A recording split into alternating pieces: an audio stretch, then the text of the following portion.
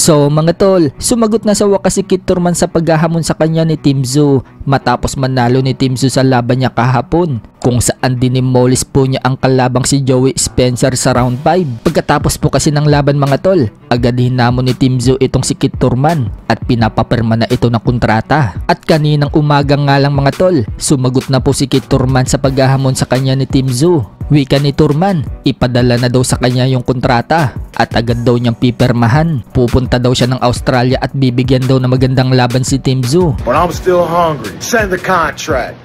I'll sign it by tonight. So mukhang parehas po silang palag sa isa't isa. Prediction naman ng mga expert, 50-50 daw ang laban na yan. Pwedeng si Thurman daw ang manalo, pwede rin daw si Team Zoo. Samantala, naniniwala naman po si Team Zoo kaya daw siya natalo ni Bakram Murtasalyev dahil daw yan sa rehydration rules ng IBF na 10 pounds. Sa mga hindi po kasi nakakaalam mga tol, yan po yung rules ng IBF. 10 pounds lang ang dapat mong idagdag sa fight night. Kaya daw nawala yung lakas ni Team Zoo mga tol at nanghina siya dahil sa rules ng IBF. Pero kung maglalaban daw sila ni Bakram Murtasalyev nang walang rehydration, palag daw siya ulit dito kay Murtasalyev. Sa kabilang banda naman mga tol, inilabas na nga po yung diagram ng T-Mobile Arena Las Vegas kung gaano nakarami ang bumili ng ticket sa laban ng Inoue versus Cardenas na magaganap na sa May 4. So yan po yung kumakalat na diagram mga tol sa buwan ng April.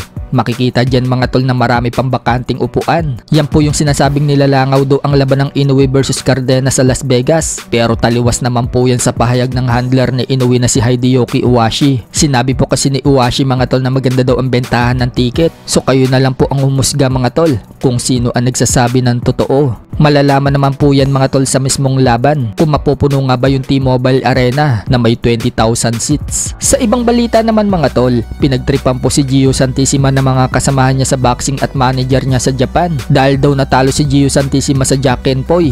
May parusa daw siya. Tinakpan po yung mata ni Gio Santissima at pinatusok yung daliri niya sa prutas at noong tanggalin na yung nakatakip sa mata, itinapat sa daliri niya ang wet box ng aso. Kaya noong makita ni Gio mga tol, dering-deri siya. Buong akala niya, wet box yung natusok niya. There you go. No.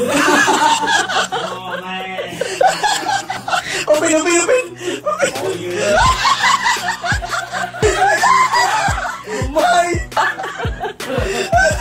Oh no.